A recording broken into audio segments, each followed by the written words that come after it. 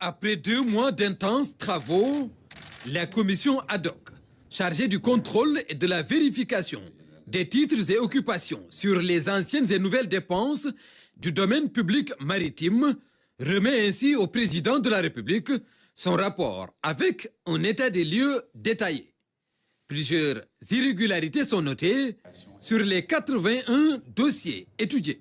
Nous avons 31 titres fonciers, 16 baux amphithéotiques, un arrêté portant autorisation d'occuper délivré par le ministre des Finances et du Budget et 33 occupations sans droit ni titre, dont 29 disposant d'une autorisation délivrée par les collectivités territoriales.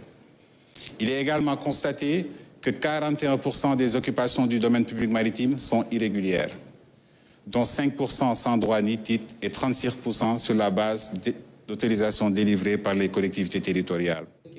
Avec la volonté affirmée d'un changement systémique, l'heure est à la rectification et à la reddition des comptes. Une phase qui exige rigueur et fermeté. Elle devra se faire dans la justice pour qu'on ne porte pas tort à des personnes qui ont été lésées. Il ne s'agit pas de les léser doublement.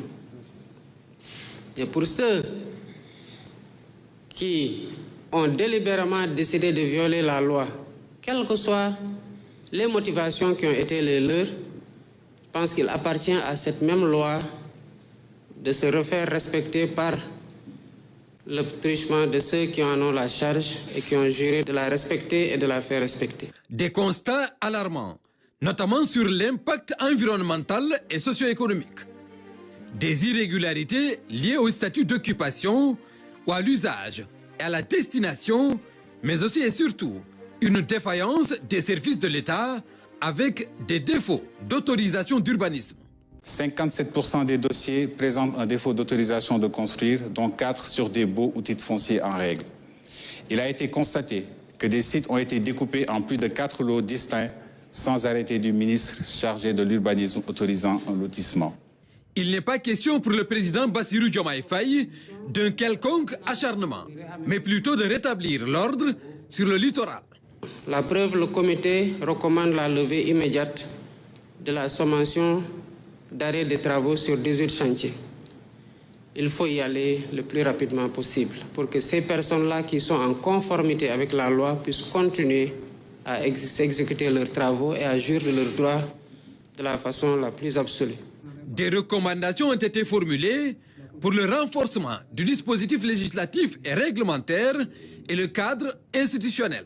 Il me plaît aussi de relever que dans vos propositions, il n'y a pas que la régularisation, il y a aussi l'anticipation ou la prévention, parce que le domaine public maritime continue jusqu'au-delà de Guédiawaye et peut-être même sur toute la côte si on veut, la grande côte particulièrement. Je pense que pour ce qui est de cette partie du littoral, les mesures qui sont préconisées en termes de renforcement du dispositif légal, de renforcement du cadre institutionnel, d'aménagement ou de réaménagement doivent être étudiées le plus rapidement possible pour mettre en garrot à l'accaparement du littoral dont on prive ainsi les citoyens qui ont droit d'accès naturel au domaine public maritime. Un travail méthodique d'enquête sur la légalité et la légitimité du processus d'occupation du domaine public maritime. La finalité étant d'en faciliter l'accès aux populations. Il ne s'agit pas de faire œuvre de destruction systématique, mais il est important qu'un retour à l'orthodoxie soit consacré et définitivement. L'important, c'est que les citoyens puissent s'épanouir de ce que nous avons tous en commun et en partage. C'est de voir la mer quand on a la chance de naître dans un pays côtier. C'est de pouvoir y accéder pour mener vos activités de méditation, vos activités sportives ou même vos activités de détente. Fini donc l'accaparement du domaine public maritime avec des constructions tous azimuts. Les conclusions et recommandations vont dans le sens d'une mise en œuvre efficace et efficiente des directives présidentielles.